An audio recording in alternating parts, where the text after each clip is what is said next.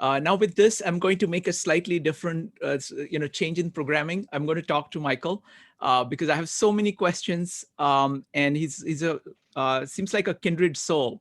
So Michael, I'm going to ask you a few questions. I mean, I was completely blown away by your remarks and how you proceeded to answer the questions. So I'm going to take a very simple tack of just I want to know your story. So it's you said that from the age of 3 you have had this. So tell me about that. What were you like as a kid, and what did you do? Okay. I had a very difficult childhood. When Sorry, I was where was this, Michael? Minneapolis, Minnesota. Okay.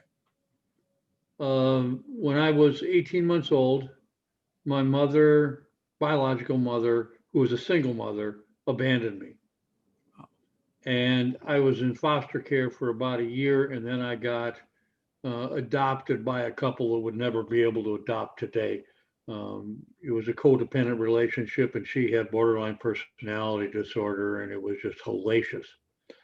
Um, so I had to get out almost immediately. But also, anybody who's dealt with a borderline personality disorder parent knows that the best thing to do is hide. Hmm. And fortunately for me, there were about 5,000 books in the house. Hmm. So I would just grab books and go into my bedroom and hide. And as I said, that kind of started when I was 3. And of course, when I was 3, there was a lot of puzzling out exactly what all these squiggles on the page were about and all that kind of stuff. But I got clues and I figured it out. By the time I was seven, I was reading newspapers. I got a college astronomy text that I just devoured. Um, in retrospect, it's clear I was a prodigy. But since nobody was paying attention to me, and I was actively supporting that, I just had this very isolated childhood of staying in my room and reading and all that kind of stuff. And then when I was 18, May I may was I may I, may I make legally, one may I yeah. make one comment? You know, most of us. I mean, it is heartrending to hear, but on the other hand, I think many times, kind of difficult things provide an opportunity at the same time. What has happened is that I think most of our education system is broken, and the idea of learning that is being transmitted is actually tries to transmit products of learning, products of thinking, and never really, it actually actively discourages the process of learning, the curiosity, the kind of the inner drive, the inner process of actually figuring things out. So, but because there was nobody trying to actually teach you, I think you ended up kind of developing, kind of working with yourself and developing a method of actually learning. And so in that sense, you kind of have a much better starting point at 7 than people of your age. I would not disagree with that. When I was 18, I left the house. I realized that I couldn't independently go to university. So oddly, I went to apply for a job, and I ended up being the quality control inspector for the Apollo project lunar excursion module. Wow. And that was just simply I went into Honeywell and they started giving me tests and they ran out of tests. So it's like, okay, I got a job that was like in a completely different range than most high school students get. So I did that, and eventually I got to the point where I could go to university. Um, and I'm not going to object at all to the experience of working on the space program. It was a lot of what sort of got me charged about the potential of the future. So that was sort of my future. And then it's like, okay, but from the very beginning, I just read. I used to say most people watch 30 hours of television a week. I watch about 10. I'm not going to say that I'm some sort of purist. I watch about 10, but the other 20 hours, I got a textbook in my hand. And that went on from the time I was 20 until uh, probably about 55. And then I realized I'm getting to really, really esoteric textbooks. And it would probably be better for me to just simply review the literature. So I got all these, and he had all these queries. You got Google Scholar, but you got academia.com. There's a whole bunch of them where you just simply put in what you're interested in, and you wake up every morning and you get a pile of emails connecting you to papers that were published. And so every day I read probably 100 abstracts. I don't normally read the whole article unless it's very significant, because I just simply trust the peer review process. Mm-hmm. Well, so So that's kind of how my life's gone. wonderful. So you worked for the space program. What did you do next after the space program? I went to college. Okay. And I thought I was going to be an engineer because I mean, obviously I had a propensity for it. I was doing it without a college degree. But I found I got kind of bored with it and I wandered over to philosophy and I basically devoured every class that the university offered in philosophy right through the graduate sequences. But I realized that was probably not going to get me the wife, house, kids, cars, all that kind of stuff.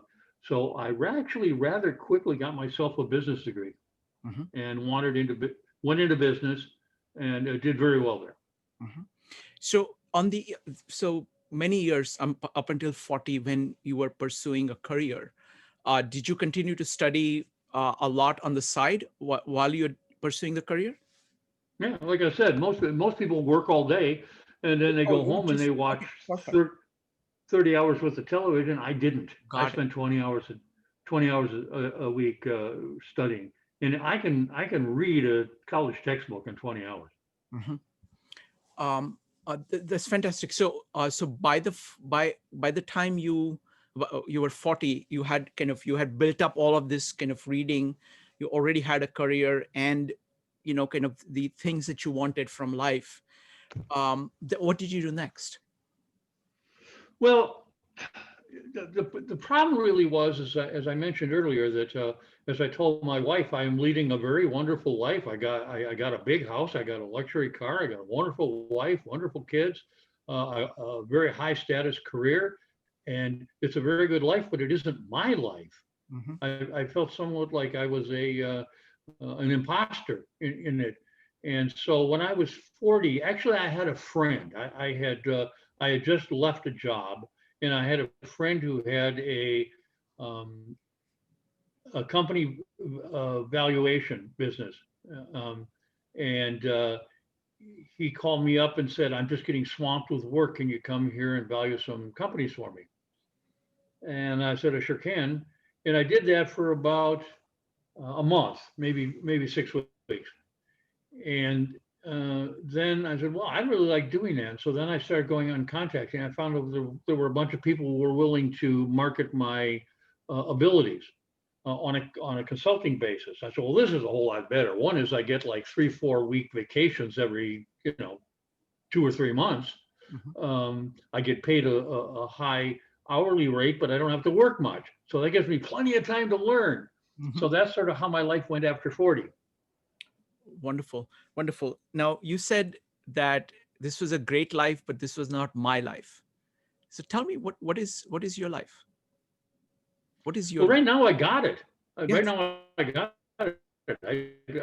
I'm telling everybody who will listen, 2020 is the best year of my life. Yeah, I'm getting. I'm in Albania because it's one of the places that will take me. Mm-hmm. Uh, but that was wonderful too because right now I'm thinking that Albania may be my summer home. It's a wonderful little town. Um, but I wake up in the morning. I do 4 hours of learning, 4 hours of thinking, 4 hours of writing, and 4 hours of recreating, and that's my day. That's 16 hours, and then I go to sleep. But of course, it's not that rigid. Things move around. There's some days where it's like I learn for 20 hours because I found something really, really exciting. But there's other days I wake up and man, I got an idea and I write all day. But on average, I would say that's probably correct. I allocate about 4 hours to learning, 4 hours to thinking, 4 hours to writing and 4 hours to recreating. Wonderful, wonderful. I want to pick up on a couple of themes that you mentioned. One was Mhm. on questions, the crucial importance of questions. I mean, I've always thought that questions are far more important than answers. So say something about questions. What is it about questions that make them as powerful as they are? I have no idea. It's just, and I realize it doesn't happen to other people. One of the things is I say is like, I understand. I ask you, what are you thinking about? They say nothing. I said, what does that feel like? I've never thought about nothing. The brain never stops. And maybe that's pathological. I don't know. But it's like, as it's going all the time, I go, well, I wonder why this is. And there I'm off to the races again. So yeah, the questions are what drive everything. And I'm attracted to questions that have no clear answer and probably move into a lot of different areas. Now And let's I, you know, go ahead. mhm. Go ahead, sir. I never really sat down and said, I'm going to learn some subjects. I never really did that. When I say I was reading 50 textbooks a year, they were all related to some question.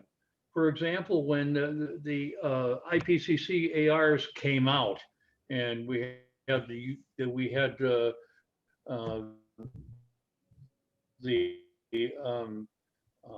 reports. Well, I got to read that because everybody's talking about it, and I found Go, go ahead, Michael. You're having slight that audio problems. I Continue. got it, and I started reading it, and I go, man, I got a lot to learn all sorts of stuff. Well, in Backfill, my internet is unstable. I learned some stuff about climatology. I got to learn some I didn't know and stuff like that. And so when I said I was reading about a college text uh, a week, they were targeted toward questions. They weren't just randomly, hey, I think I'm going to learn about population genetics. It came up. Yeah, I absolutely. I mean, I'm a very big fan of that. I learned that from Mortimer Adler's book, How to Read a Book. It's the concept is of active learning. Basically, what he proposes that you really shouldn't be just reading a book, or you should have questions, and you basically find all the books that you need that actually answer the question regardless of the field that is in, and follow all the answers and all the Mhm. conceptualization of the problems and hierarchies and the data whatever you can find, and then put it all together yourself. And it's the questions that is actually the you know Mhm. directing element in that process. So absolutely. Now, in terms of different fields, um, you've studied many different fields. Do different fields have different quality when you get into it? Like, for example, let's look at humanities and sciences. What do you think of humanities and sciences? What are the strengths? What are the weaknesses? What are the potentials? Well, And go ahead. one of the examples I get, I give a lot is that to an archaeologist, science is going out, digging something up, and explaining it. To a physicist, science is looking at evidence, building a hypothesis, figuring out where you can test the hypothesis, doing that, and then go from there. Uh, so what a physicist thinks of as being the scientific method is totally different than what an archaeologist thinks of as so you have the opportunity to kind of say, well, I got all these different tools. Everybody calls it the scientific method, but it's really this very robust, complex thing. And you can use it in ways that are sort of counterintuitive. Yeah, no, that's very interesting. Like, this is, I think, this is what I got from Akoff. I was looking at Akoff on systems thinking, and his point was that there are really no disciplines. Like, there are people think of disciplines as like these little boxes, and there is stuff in this box, stuff in. He says, no, no, no. It all there is tools that allow you to kind of go through things. You Mm-hmm. kind of develop a tool set. Again, Charlie Munger talks about this. Like he calls his tool belt. So like you try to build a tool belt borrowed from Mm-hmm. all the fields, which are general purpose tools, where you can take that tool, like let's take the concept of entropy, and you can go across every field with that You concept. betcha. You And betcha. things like, and this is, just focus on, try to get tools from you go into an area to pick up tools, and you pick up those tools so that you can increase your efficacy across the field. So yeah, absolutely. So this is fascinating. So two questions, Michael. One, kind of looking back and looking forward. Looking back, who are your heroes? I don't know if I got heroes so much as I have people in history that I relate to. I Yes. certainly, I certainly relate to Da Vinci. Mm-hmm. When I read the biographies on Da Vinci, it's kind of like, man, I know exactly where he's coming from with his behavior. Mm-hmm. Um, Obviously, I think anybody who isn't impressed with Friedrich Gauss doesn't know Friedrich Gauss. I mean, the Yes. guy was just astonishing. Yeah. So, I mean, these are people that I relate to. I may say I emulate some of them, but I don't really do hero stuff. Yeah, no, no, I understand. I think heroes is a good. The emulation is the thing that is equivalent to what I was thinking of. You also mentioned one name of somebody who was extremely brilliant in your earlier discussion with Angela. What was the name of somebody you said was incredibly brilliant but was not known? I'll look up the tape. Sorry. Are we talking about William Sidis? Yes, yes. How do you spell Yeah, the last okay. name? Sidis. Okay, very good. He's he's sometimes mentioned as the smartest person in history. Okay. And I mean, he was doing four-dimensional calculus when he was four. Wow. Uh, he was just something totally different. But when he was about 18, if you ever saw the movie Good Will Hunting, Mm-hmm. Yeah. that was sort of, it wasn't William Sidis, but it was kind of patterned after that. Just a somebody who was just insanely smart. Um, but when he was about, I don't know, about 25 years old, he just left. I don't remember if it was at MIT or Harvard, but he was at one of those places, and he just left. Got himself a little apartment, got a job selling movie tickets, and going home and writing stuff on just an incredible number of subjects. So he was somebody who was totally obscure. But then when he died, uh, they they went into his apartment to clear it out, and the people who were doing it was going like, "Hey, maybe we ought to take this to the university. This stuff looks important."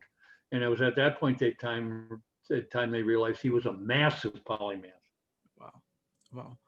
I mean, there are a couple of things that come out of this. Is that, I mean, what people don't realize it's an internal drive.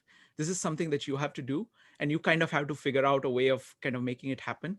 It's not because kind of you're trying to impress other people. You're not trying to kind of deal with the systems that they put in. But this is something that, and this is a very clear example of somebody just going and doing this. And even, with people like Leonardo, I can see that's it's mostly kind of internal drive, and then they just kind of negotiate with the world as best as they can. I mean, Leonardo is particularly spectacular. So if somebody has a complaint of being a polymath today, you just look at Leonardo. He lived in at the edge of medieval times. If people knew what he was actually thinking, they And would have been again, burned at stake. He was living in the middle of he wars. Go ahead. and he was just like asking questions, thinking about things. I mean, he wasn't thinking I'm a this or I'm a that. He was just somebody who was intensely curious. There's another fellow, which tragically we lost at an early age. His name was Grady Towers. Uh, Brilliant, brilliant guy. What was the name Was again? a I missed professor the at, name. I believe, there's Can you repeat Grady the name? Towers. Okay. Hmm. Grady Towers.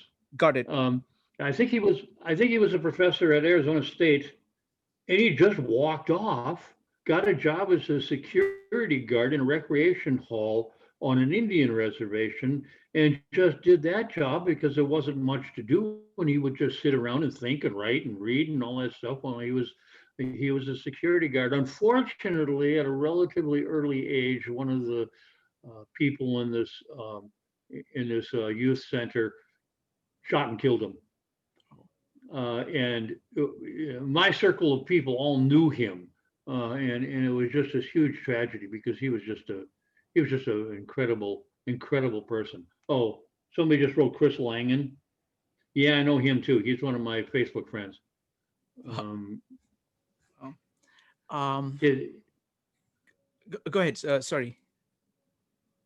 oh, I don't really understand Chris. I mean, he's ostensibly very smart, but he did the CTMU, which um, it's an awful lot like what Leibniz did Mhm. as far as ideas and things like that. And then it's like he just retired to a farm. He doesn't do anything. So sometimes getting back to that guy, I would say is that IQ is necessary but not sufficient. You Yes. look at people like Chris and just say, well, that's a waste of intellect. Uh, but if you want to be a polymath, you're not going to do that if your IQ is 100. Mhm. Learning is just too hard for you. Yeah. So Michael, looking forward, um, do you how do you think of the future? Not about rest of the world, but about yourself. I mean, do you have any kind of goal that you are aiming at, like 3 years out, 5 years out, or do you pretty much have everything set up and you're just doing things? I don't know how do you conceptualize about the future? Well, my life is wonderful. I would like to have somebody that I traveled with, and right now I don't. But that's like the only deficiency I have in my lifestyle. Mhm. Uh, but right now, I got a list. I got a bunch of books that I intend to read right before I die, and that's going to be a challenge, especially since I know I'm going to add to the list. There's going to be more. Okay, I have to ask you this question that I've asked since I think I've asked everybody whom I like ever since I was like 8 or so. What's your favorite book? Hmm, not sure I have one. Okay. Okay, because I think I understand what you're saying, because what happens is that you go to various books to get certain things. And you just get what you can, and you keep taking in huge number of books. I think there were times in my life where I got very enamored of particular people. Mhm. Uh, when I was about 9 or 10, I got like way deep into Margaret Mead. Mhm. Unfortunately, we sort of know today that a lot of that was made up. But man, when I was that age, I just like, wow, what a wonderful idea. Um, at another point, I ended up having him as a friend. There was a guy named James P. Hogan. He was a science fiction writer, and the guy was just so imaginative. Mm. And I enjoyed being his friend for a while. He's dead now. Um, so there's been books, but I don't think generally looking back on it, I'm going to single out anything. Got it. Got it. So Michael, this is just amazing. I'm just delighted to meet you. So we do this every day, because I mean, we are focused trying to understand human beings. That's the core of what we are trying to do here at the meetups. Partly because I cheat. What I found was that I wanted to know, I wanted to learn, and I found that if I put together meetups like this, amazing people just show up who have studied many different things, and That's then great. they come and tell me about stuff. Like you have given me a whole bunch of things to follow up. Plus you've given me a whole bunch of ideas, and not just you, everybody who is here in the audience. Okay, this is very good quality people, so it's like they Very engaged. Yeah. and this actually accelerates the process of learning. So the theme for me is, I'm trying to explore the world, myself, people as such, and ideas. And what this does is that there is an ethos. We were talking ethos of a polymath. This is kind of ethos of learning, and kind of polymathic learning, kind of syntopical learning of trying to kind of follow questions across fields. Mm-hmm. And that's what we do kind of day in and day out. And what happens is that over time, the most rewarding thing for me is that there are these folks who keep coming back. And what happens is that we develop a common vocabulary. So we learn from each other, we develop a common vocabulary that allows you to talk about these same subjects at deeper and deeper levels with Hmm. finer and Hmm. finer, acuity. So, Michael, this has been an honor. So thank you so much. Oh, it's been so much fun.